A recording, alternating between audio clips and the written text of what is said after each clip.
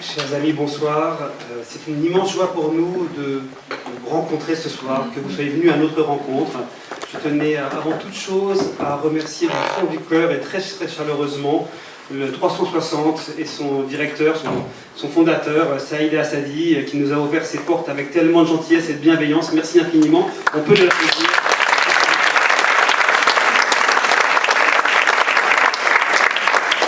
Oui, effectivement, peut-être un tout petit mot d'introduction. Ce soir, ce qui nous unit et réunit tous, je pense, c'est notre amour inconditionnel pour les cultures persanes et françaises. Et c'est voilà, c'est pour ça que nous sommes réunis ce soir. Ce soir, cette soirée est donnée en fait au profit de l'association La Maison France-Iran. La Maison France-Iran est une association culturelle et philanthropique, pardonnez-moi. Voilà, donc en réalité, c'est un projet de longue haleine. J'avais imaginé un projet pour relancer les relations entre la France et l'Iran dans les années 2013 avec l'ambassadeur François Nicoulot, qui est malheureusement décédé, mais qui a été un homme fantastique, un grand serviteur de l'État français et également un grand ami de l'Iran et de l'amitié franco-iranienne. Et alors, ce projet avait germé. On a failli pouvoir le mettre en œuvre après l'accord nucléaire. Vous savez, le destin qui lui a été réservé par rapport à une malheureuse élection dans un autre continent et qui a malheureusement pas permis que ce projet fantastique, qui était déjà prêt, puisse prendre son essor. Il y a quelques mois, j'ai été approché par des amis franco-iraniens, dont Mouna Seperi qui est devant moi ce soir, et qui m'a encouragé en me disant « Pejman, que peut-on faire pour venir en aide que peut-on faire pour l'Iran ?» Et naturellement, la conviction, j'ai dit, écoute, ce projet, il existe, je l'avais imaginé avec l'ambassadeur Nicoulot, et l'idée, c'est de réalimenter la relation avec la jeunesse iranienne. Les sociétés civiles françaises tendent la main à la société civile iranienne. La société civile iranienne a tellement de choses à apporter au monde aujourd'hui, et je dirais cette rencontre entre notre beau pays, l'Iran, et notre beau pays, la France, c'est quelque chose de très prometteur. Voilà. Je ne vais pas être long, je vous dirai un autre mot tout à l'heure sur l'association et les activités de l'association, mais je tenais à remercier du fond du cœur également les artistes présents ce soir, ici même, Ariana Al-Fadari, mezzo-soprano, Lily Anvar, notre chère conteuse et poète,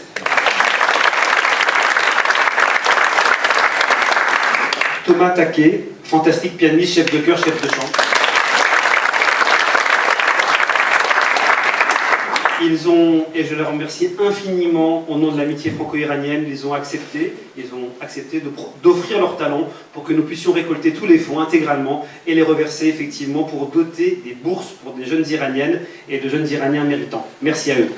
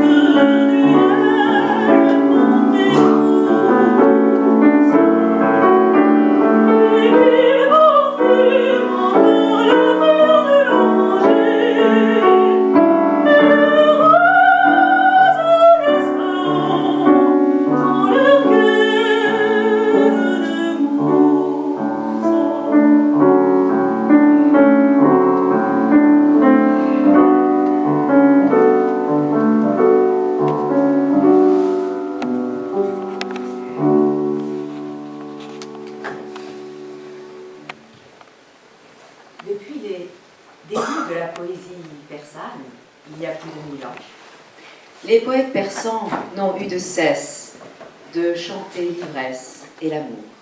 L'ivresse de l'amour, l'amour de l'ivresse. Célèbres ou moins célèbres, mystiques ou profanes, poètes ou poétesses, ils ont tous été les rossignols amoureux de la rose qu'ils ont chanté sur tous les tons, dans tous les modes. Ne dit-on pas de l'Iran qu'il est le pays de la rose et du rossignol, Salzamin et Bolo-Bol-Bol? En persan, la poésie lyrique est aussi toujours associée à la musique. Beaucoup de nos poètes étaient aussi musiciens ou musiciennes, chanteurs ou chanteuses.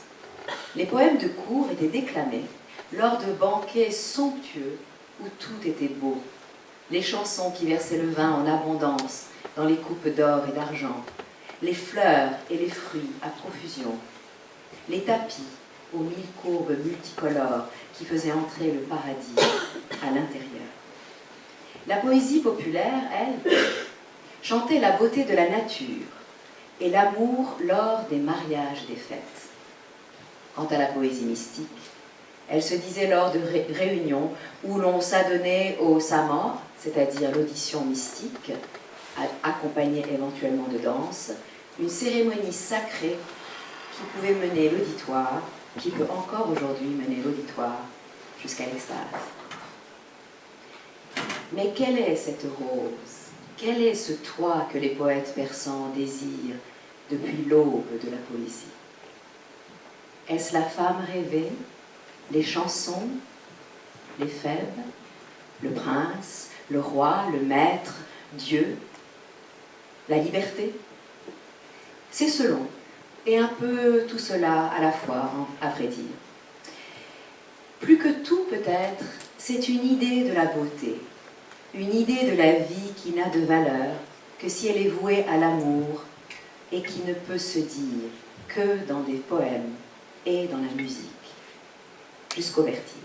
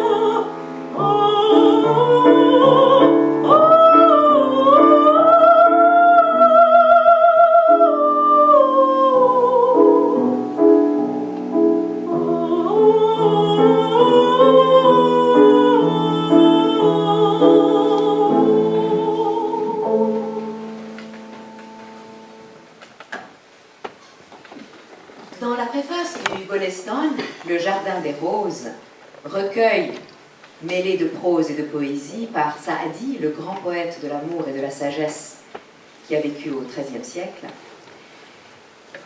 l'auteur nous présente ainsi son entreprise. J'avais dans l'esprit, en arrivant au rosier, de remplir de roses le pan de ma robe afin d'en faire présent à mes amis. Mais une fois arrivé au rosier, le parfum des roses m'enivra tant que le pan de ma robe m'échappa de la main et je m'abandonnai à cet instant d'ivresse pure. ای مرغ سحر عشق ز پروانه بیاموز کان سوخته را جان شد و آواز نیامد این مدعیان در طلبش بیخبرانند کان را که خبر شد خبری باز نیامد. Ô rossignol, oiseau de l'aube naissante, apprends du papillon ce que c'est que d'aimer. Consumé dans la flamme, il rend l'âme sans un son, sans un mot. Sache que les ignorants qui prétendent à l'amour, de fait, ne savent rien. Car celui qui sait se consume en silence et ne revient pas.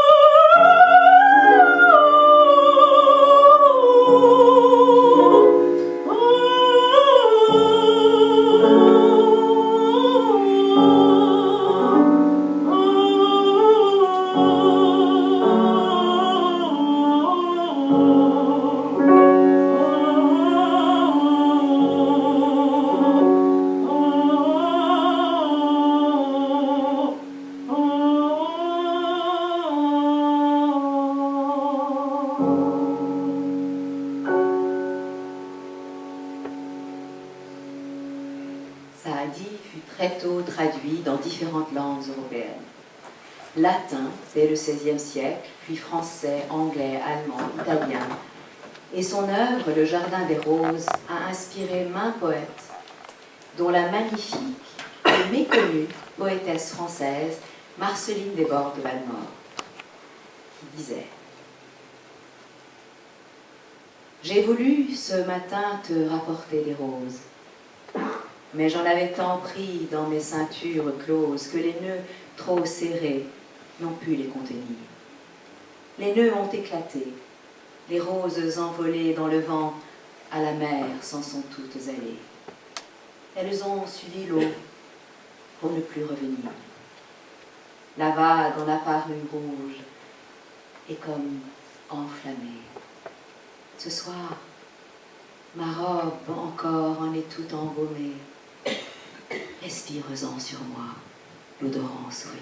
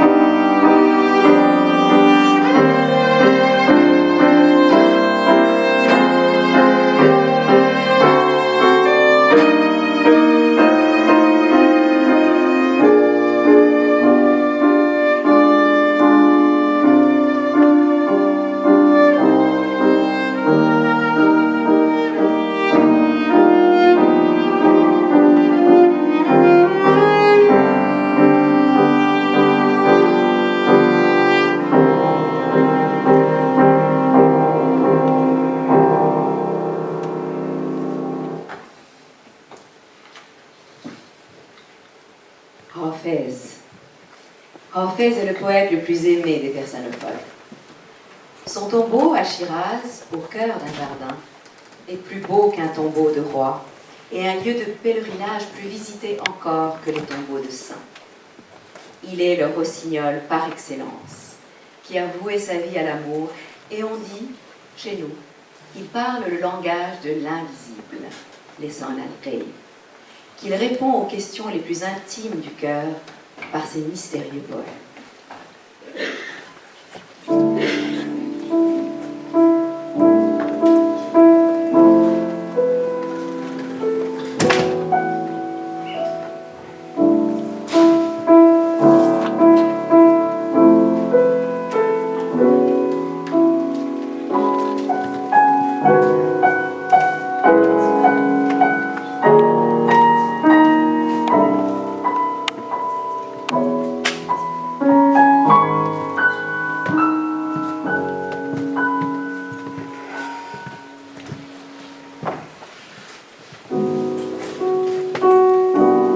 باد صبا مشکشان خواهد شد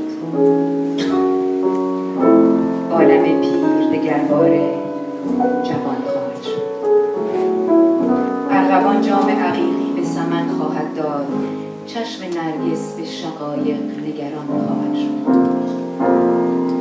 این تطاول که کشید از غم هجران بلبل تا سراپرده گل نعره زنان خواهد شد گرز مسجد به خرابات شدن خورده مگیر مجلس وعظ دراز است و زمان خواهد شد ای دل ار عشرت امروز به فردا فکنی مایه نقد بقا را که زمان خواهد شد گل عزیز است غنیمت شمریدش صحبت که به باغ آمد از این راه و از آن خواهد شد مطربا مجلس انس است غزل خوان و سرود چند گویی که چنین رفت و چنان خواهد شد حافظ از بحر تو آمد سوی اقلیم وجود قدمی نه به وداعش که روان خواهد شد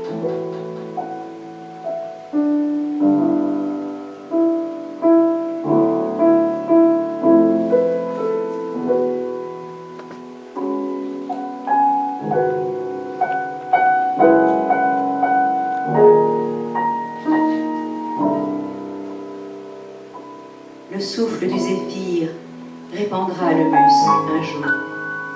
Le monde devenu vieux retrouvera la jeunesse un jour. L'arbre de Judée tendra à la fleur la coupe couleur rubis. Les yeux du narcisse, le cœur battant, regarderont le coquelicot un jour. Cette tyrannique douleur dont le rossignol a souffert dans la séparation, au pavillon rouge de la rose, elle se dira en cri un jour. Si j'ai quitté la mosquée pour la maison du vin, songe-y, c'est que l'homélie est bien longue et le temps trop court passera un jour. La rose est précieuse, reconnais sa valeur, car par ce chemin elle est venue au jardin et par là elle s'en ira un jour. Ô beau chanteur, c'est la fête de l'intime proximité.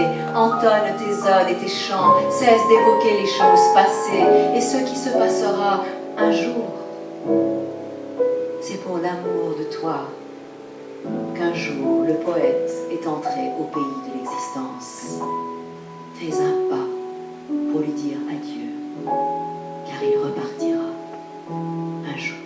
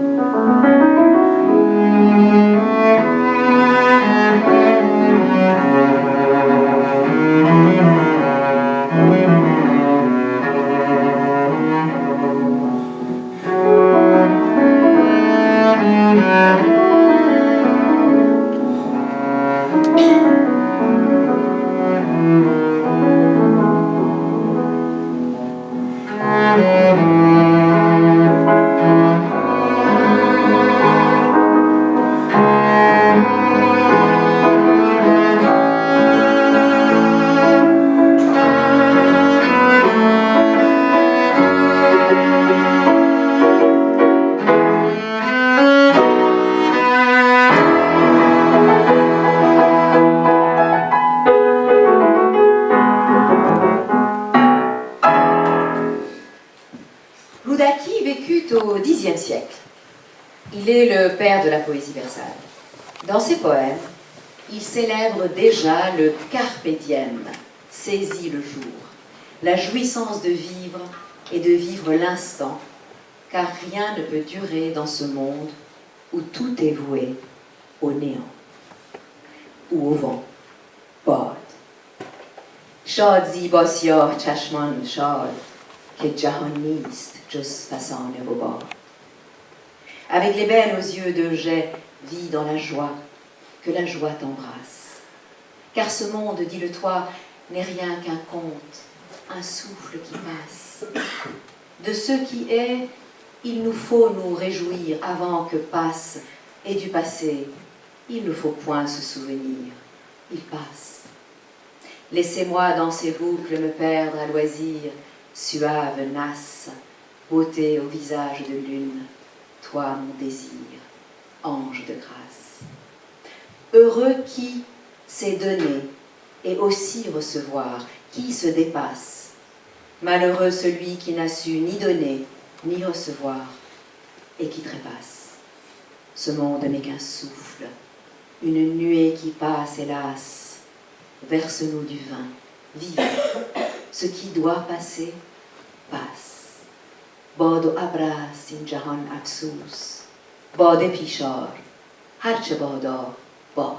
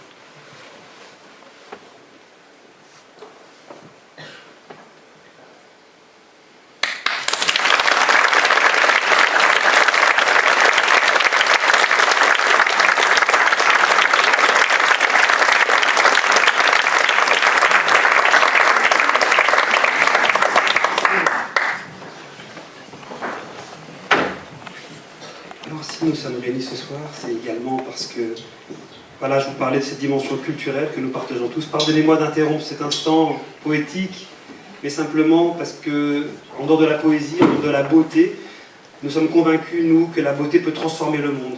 Et c'est ainsi que nous devons travailler, que nous devons œuvrer et essayer de mettre la puissance de la beauté, la puissance de l'émotion au service d'une certaine transformation. Et aujourd'hui, si vous êtes là, je vous en remercie infiniment d'être tous venus si nombreux pour rejoindre cette chaîne de solidarité également. Grâce à vous, nous allons pouvoir alimenter de nouvelles bourses, accompagner de nouveaux boursiers. Alors, je dois remercier beaucoup de gens parce que cette utopie qui est née il y a quelques mois, effectivement, le 15 mars, nous avons donné notre premier grand concert symphonique inaugural. Beaucoup étaient déjà là, sur scène, à la salle Gaveau, devant 700 personnes. Et nous avons récolté plus de 40 000 €, ce qui est fantastique pour une première opération. Et dans un temps record, et je remercie vraiment tous les membres du conseil d'administration, ils sont nombreux ce soir. J'ai parlé de Mona Seperi, il y a Patrick Robert, il y a Caroline Sénéclose, il y a Hélène Mingus ce soir. Je salue très chaleureusement notre secrétaire Marc Bouteiller et très chaleureusement également notre super trésorier Antoine Grassin. Antoine notamment a fait un travail considérable puisque depuis en quelques mois uniquement, entre le 15 mars et l'été, nous avons réussi effectivement à mettre en place des bourses réelles, c'est-à-dire que non seulement nous avons fait venir 2 étudiantes iraniennes, un étudiant iranien à l'Université catholique de Lille pour un programme tout à fait original consacré à l'architecture 3D en béton. Donc c'est quelque chose auquel ils n'avaient pas accès et on leur a obtenu dans un temps record également les visas pour sortir du pays. Il y a un gros travail qui a été fait. Notre association aujourd'hui est parfaitement identifiée par le Quai d'Orsay et l'ambassade de France à Téhéran et on les remercie également puisque ils ont reconnu ce travail, ils accélèrent l'obtention des bourses. Et par ailleurs, ils ont décidé de décerner le label de boursier du gouvernement français à tous nos lauréats. Alors ce soir, nous avons le plaisir d'avoir 2 lauréats qui sont présents, puisque l'association et ses membres, que je salue encore une fois, n'ont pas chômé. Nous avons, si vous voulez bien, j'aimerais que nous accueillions à l'instant un boursier qui est rentré cette année, Soheil, si tu veux bien, Soheil Lotfi.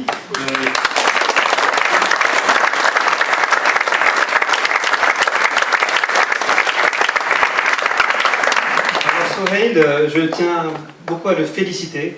Congratulations, t'es avec Mia. Puisque effectivement, il a candidaté et nous avons identifié sa candidature et il a été admis, figurez-vous, dans la très prestigieuse école polytechnique de Paris-Saclay. Donc bienvenue à Soheil.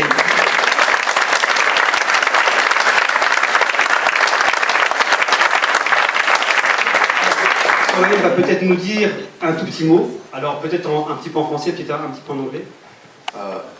Hello everyone. First of all, I would like to apologize because of my lack of French skills to communicate in French. My name is Soheil Lotfi. I was glad actually that I was accepted for the boursier de Maison France Iran. And I would like to use this opportunity to help my community back in Iran to achieve their educational goals and to kind of help them in their educational journey. Thank you. Merci beaucoup.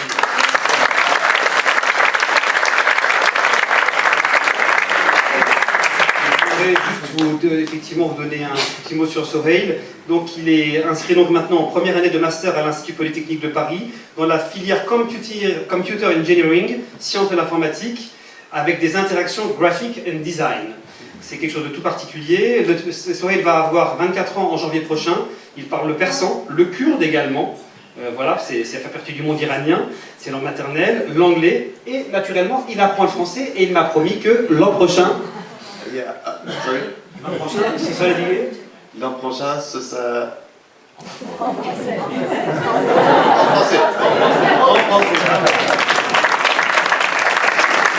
Il a fait ses études à l'université Azad de Saint-Mandage. Il a obtenu sa licence en sciences d'ingénieur. Il a été assistant d'enseignement dans cette université en 2022 et 2023 pour 3 cours, introduction à la programmation, programmation avancée, anglais technique. Il est particulièrement intéressé par l'intelligence artificielle et l'apprentissage assisté par ordinateur et de façon générale par les interactions homme-machine et notamment l'amélioration de la qualité des interactions avec des applications de réalité virtuelle et augmentée. Tout un programme. Très concrètement, son projet de recherche de dernière année de bachelor a porté sur la gestion automatisée d'un parking par la reconnaissance des plaques d'immatriculation que son université a mis en œuvre dans ses propres installations de stationnement. Bravo. Il a également participé à la publication d'un papier de recherche publié dans une revue à comité de lecture, le journal des applications d'engineering de l'intelligence artificielle. Bienvenue et tous nos voeux de succès, chers Soreille.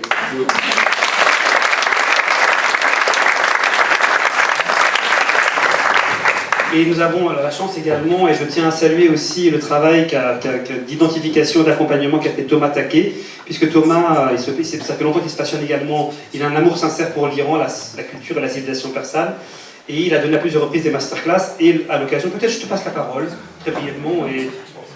Merci beaucoup. Oui, effectivement, à l'occasion d'une masterclass que j'avais donnée, alors on m'invitait souvent à faire des masterclass à Téhéran, à la capitale, mais ce qui m'intéressait justement, c'est d'aller dans le pays, d'aller dans l'arrière-péri, et en fait, il s'est trouvé que dans l'extrême sud de l'Iran, à Abadan, qui est presque bien, donc il est vraiment la pointe, à la limite de l'Irak, qui a été très souffrante à cause notamment de la guerre entre l'Iran et l'Irak. En fait, j'ai rencontré une jeune pianiste qui, à 15 ans, donnait déjà presque cours à sa professeure de piano. Et voilà, malheureusement, les structures étant ce qu'elles sont, les possibilités aussi d'accompagnement étant ce qu'elles sont, il était indispensable de pouvoir trouver quelque chose si elle voulait continuer le piano, ce qu'elle m'a affirmé vouloir faire. Et donc maintenant, âgée de 19 ans depuis hier, donc 18 ans, au moment où on a identifié son travail, on a pu réussir à lui trouver une place au Conservatoire du Havre, en cycle professionnalisant, qu'elle a évidemment eu première nommée. Et voilà, depuis du coup septembre, elle est étudiante officiellement en France et elle bénéficie de cet accompagnement incroyable que Pejman a mis en place avec la Maison France-Iran. Voilà. Et du coup, je vais même lui laisser plus que la parole, le piano.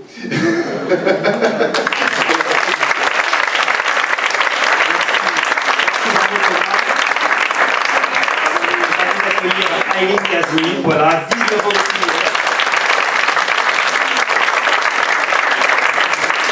première lauréate de la Maison France-Iran dans le domaine artistique.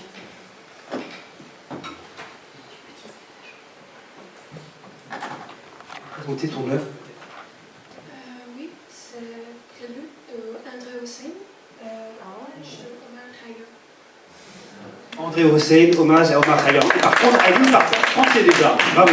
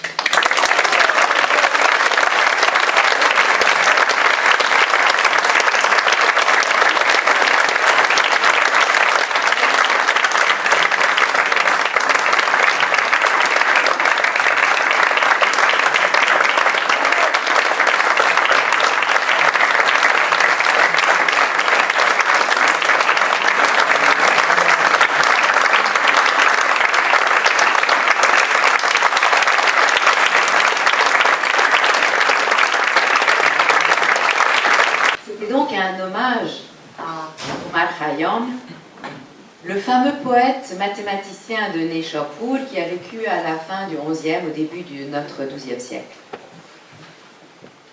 Les quatrains de Omar Khayyam sont connus pour être le sommet du quatrain persan. En fait, je n'avais pas pensé que nous avons un autre exemple de la façon dont les Iraniens sont doués pour les sciences. Le premier, le plus célèbre d'entre eux étant Omar Khayyam. Donc, les quatrains d'Omar Khayyam sont vraiment considérés comme le sommet de ce genre en littérature persane. Il ne cesse d'y célébrer, lui aussi, le carpe diem, et de nous inviter à vivre chaque instant intensément dans l'ivresse du vin et de la joie, puisque tout, finalement, est appelé à disparaître. Nous voici en compagnie du vin, des musiciens, dans ce petit bout de terre voué à la ruine. L'âme, le cœur, la coupe et nos corps remplis de vin, libres de tout espoir du paradis et de toute peur de l'enfer, libres de la terre et du vent et du feu et de l'eau.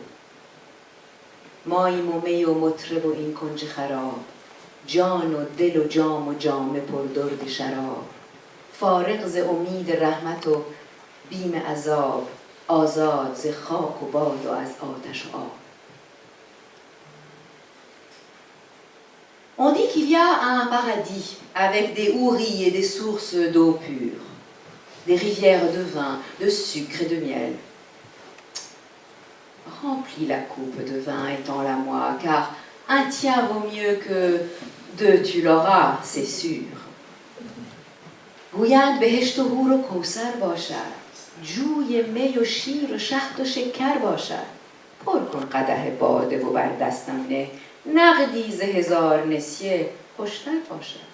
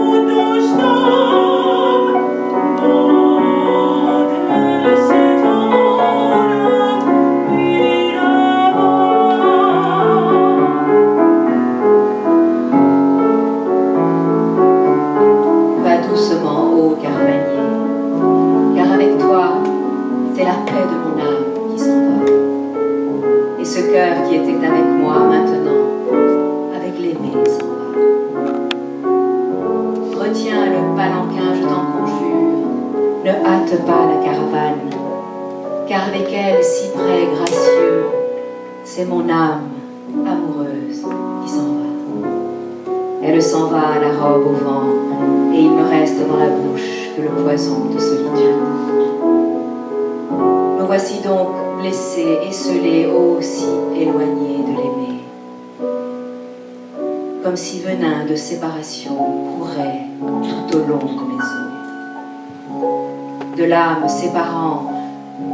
se séparant du corps, on tient toutes sortes de discours. Mais moi j'ai vu de mes propres yeux mon âme s'en aller avec ma bien-aimée. Et moi, il ne me reste que poison de solitude.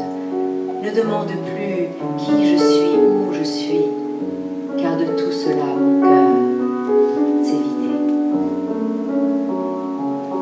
Mahmel bedar ey sarvan تندی مکن با کاروان که از عشق آن سرو روان گویی روانم می‌رود.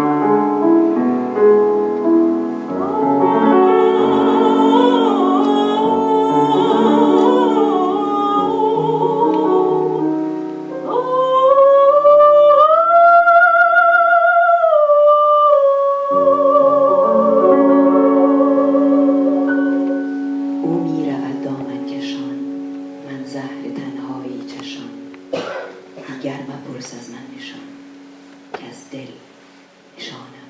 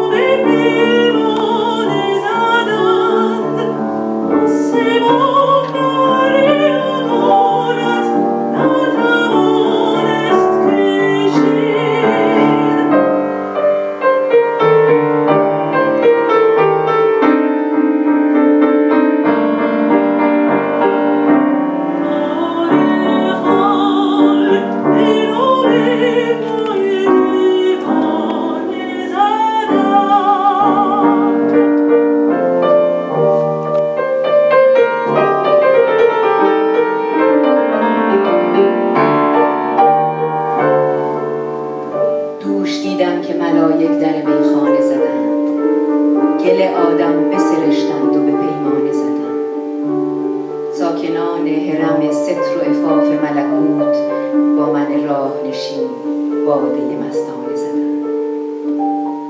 آسمان بار امانت نتوانست کشید، قرعه کار به نام من دیوانه زدن.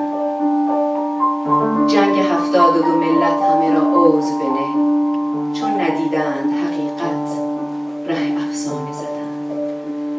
شکر ایزد که میان من و او صلح افتاد، صوفیان رقص کنان ساغر شکرانه زدن.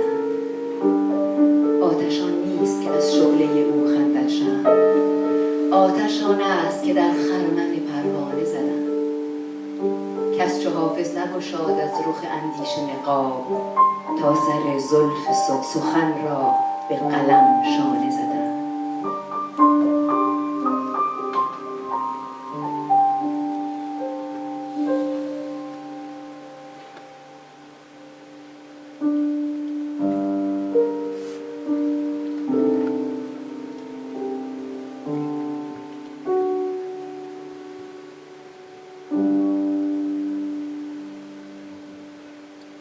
Hier, dans la nuit, j'ai vu que les anges frappaient à la porte de la maison du vin.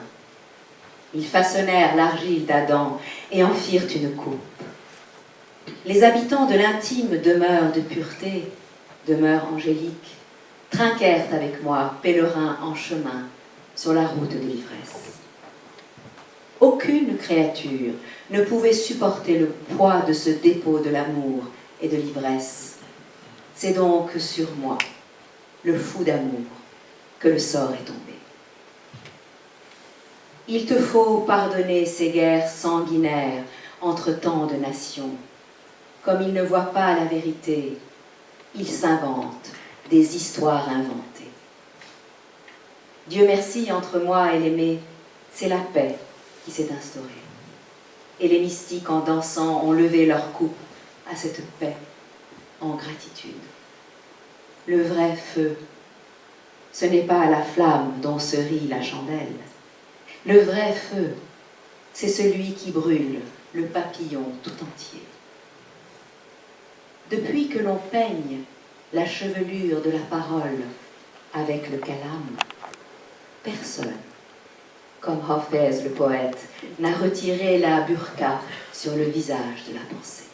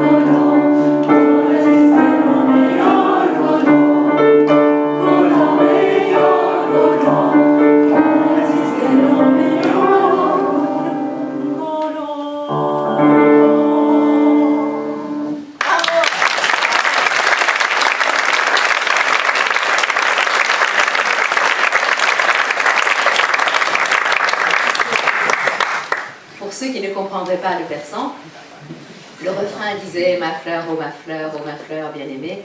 C'est un chant populaire qui célèbre la fille de Boyer Ahmadi, la fille au visage de fleurs épanouies, que son amant contemple et désire sans jamais assouvir sa faim. Il s'agit souvent de cela dans les chants populaires, de garçons fous amoureux de ces femmes aux cheveux qui flottent aux quatre vents.